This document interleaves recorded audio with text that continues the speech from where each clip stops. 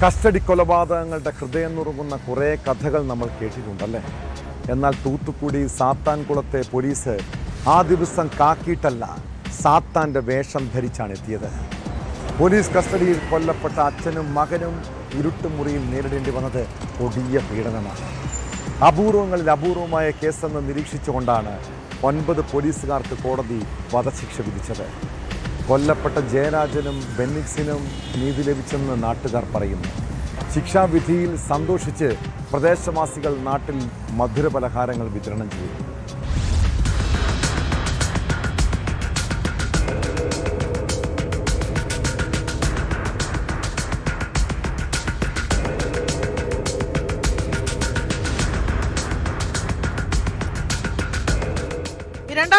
June 19 Covid വ്യാപനമുണ്ടായ സമയത്ത് നിയന്ത്രണം ലംഘിച്ച് രാത്രി 9 മണിക്ക് ശേഷം കട തുറന്നെന്ന് ആരോപിച്ച് ജയരാജനെ പോലീസ് കസ്റ്റഡിയിലെടുത്തത്.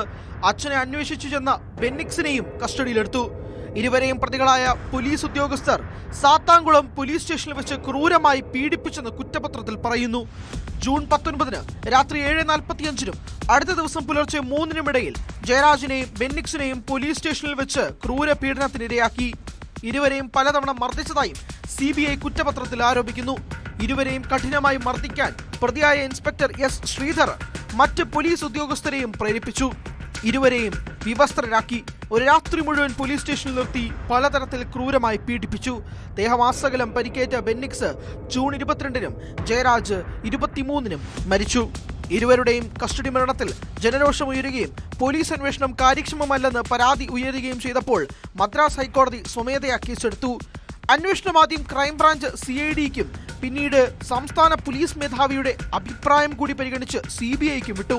അന്വേഷണം പൂർത്തിയാക്കിയ CBI അതേ വർഷം തന്നെ കുറ്റപത്രം സമർപ്പിച്ചു. ഇരുവരെയും പീഡിപ്പിക്കാനായി ഉപയോഗിച്ച ലാത്തിയിലെ രക്തവും സ്റ്റേഷന്റെ ചുവരിലെ രക്തക്കറകളും കൊല്ലപ്പെട്ട ജയരാജിന്റെയും മകൻ ബെന്നിക്സിന്റെയും രക്തവും ഒന്നു തന്നെയാണെന്ന് ന്യൂഡൽഹി CFSLലെ വിദഗ്ധരുടെ അഭിപ്രായത്തിൽ നിന്ന് വ്യക്തമാണെന്ന് CBI കുറ്റപത്രത്തിൽ പറയുന്നു.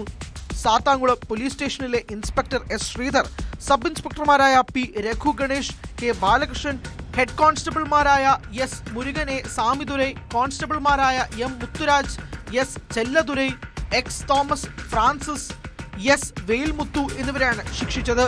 കുറ്റക്കാർക്കെതിരെ കടുത്ത നടപടി വന്നതിൽ ആശ്വാസത്തിലാണ് സാത്താൻകുളത്തെ നാട്ടുകാർ. നീതി ലഭിച്ചതിന്റെ സന്തോഷം അവർ മധുരപലഹാരങ്ങൾ വിതരണം ചെയ്ത് ആഘോഷിക്കുകയും ചെയ്തു.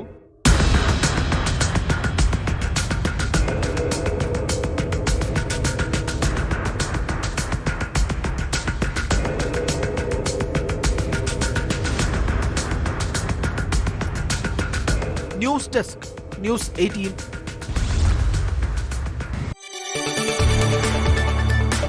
കൂടുതൽ വാർത്തകൾക്ക് news 18 Keralam YouTube channel subscribe ചെയ്യുക.